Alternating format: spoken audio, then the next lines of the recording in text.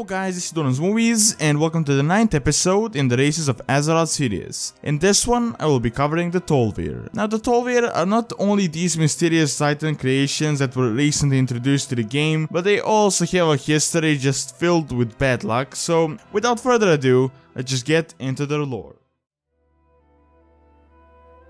The Tol'vir share the same origin as the Earthen, the Vrykul, and pretty much all other Titan creations, and they also share the same curse, the Curse of Flesh. Now, I do have a video on the Curse of Flesh if you want to learn more about it in detail, but essentially it is a curse of the old gods and they used it in order to weaken the Titan creations and the entire Titan grasp on the world so that the old gods can rule eventually. Now, all of these Titan creations, they were created for a reason, to keep order and the work of the Titans, because the Titans themselves, they travel from planet to planet and bring order and shape the worlds and just create life. And since they rarely return to a planet, they usually leave their own creations to make sure that no evil forces try to destroy the world, and they also protect the Titan facilities such as Ulduar, Uldum, Uldaman, and just many other different Titan cities that the Titans have created on different worlds that they have visited. At first, the Tol'vir were spread out throughout most of the world, but they suffered a terrible fate, mostly due to the Akir race and the old gods. I mean, first off, they received the Curse of Flesh, which turned their strong stone bodies into weak flesh ones. Then the factions of them were overpowered, enslaved, used, and almost went completely extinct, and some even went completely extinct. For example, in Northrend, there was once a Tol'vir society, and once a part of the Akir known as the Nerubians arrived, they battled the Tol'vir and defeated them. Now, Nerubians seized their buildings and their architecture, and they created their own kingdom and also used the Tol'vir as slaves that fought for them as the destroyers, and they just used them for various different purposes. Now, once the Nerubians were defeated by the Scourge in the War of the Spider, the Tol'vir suffered an even worse fate. I mean, it is said that they're completely extinct at this point in Northrend, although some say that there might be still a few Tol'vir left deep below the old Nerubian kingdom called Azil-Nerub.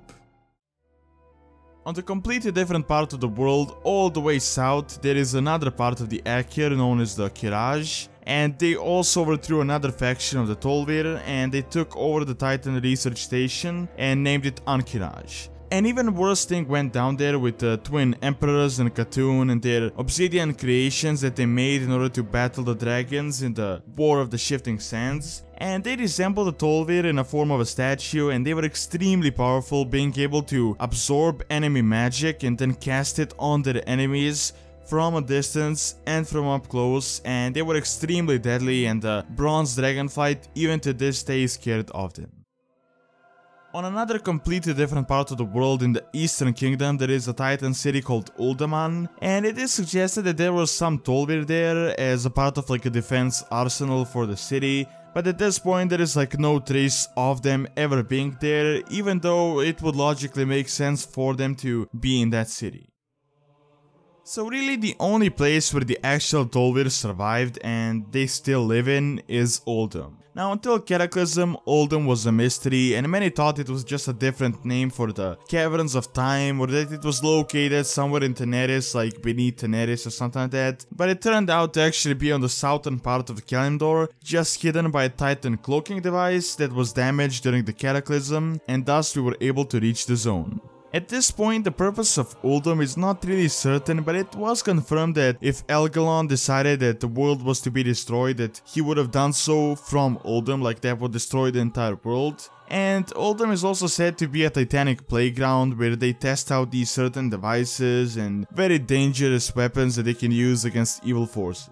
In Uldum, we have the Tol'vir, and they're there to protect Uldum, but they're also affected by the Curse of Flesh, and that pretty much leads to the entire Cataclysm storyline. I mean, many of the Tol'vir never really accepted the fact that they're now weak and they're transformed, that they just don't have the power that they used to have before, much like the Vrykul in Northrend, and the Tol'vir seek a way to revert their previous form, and luckily for them, at the time, Deathwing had arrived, and he partnered with Alakir, the Elemental Lord of Air, and of course he was partnered with old gods because Deathwing was influenced by the old gods. Now the Tol'vir were offered their old form for their service, and surprisingly a big part of them actually accepted, mainly the Neferset faction, but still a big part of them, and a lot of them thought they would just get their old form and just revert back and just battle the old gods again, but that didn't really happen that way. However, there were some Tol'vir that didn't really want to do it, for example the Tol'vir of the Orse city, and they refused the offer, and for it their entire city was buried in a sandstorm cast by Alakir, and not really that many of them actually survived. Another faction called the Ramkachians saw this, and they also refused, but before they did it, they took all the necessary steps in order to ensure their safety because they saw what happened to the Tol'vir of the Orse city, and by the end of Cataclysm, they have taken most of the Neferset city, and they control most of the previous Tol'vir settlements, so at this point, most of the old god influence is out of Uldum, but there is still a presence of the Neferset faction still out there.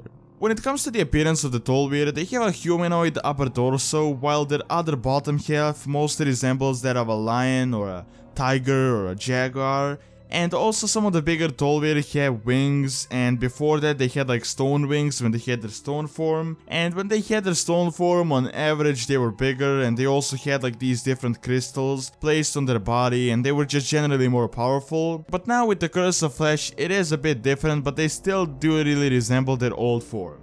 Due to them looking a lot like cats, some suggest that the tigers, the lions, the jaguars, and all of the different species that look like that are somehow related to the Tol'vir, or they're possibly a more de-evolved version of the Tol'vir, although none of this is really confirmed. The Tol'vir society is mainly a monarchy, meaning that they're led by a king, but their true loyalties really lie with their creators, the Titans. And they're also considered to be immortal, as some say that they have witnessed the beginning and the end of the Curse of Flesh, which is a really long time span, so they apparently can't die from old age, but of course they can die if someone like murders them.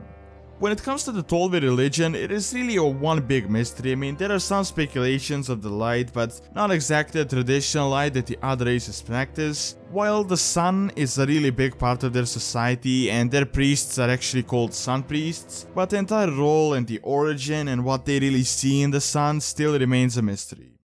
Alright, and that's all I have for this lore lesson. Now, do you suggest future races that you would want to see? And please just search my channel before you suggest races, as I already covered quite a bit of them. Also, don't forget to like and subscribe if you're not subscribed already, as it really helps with the channel and keeps all the videos going. And thanks a lot for taking time out of the day to watch this video, and see you next time.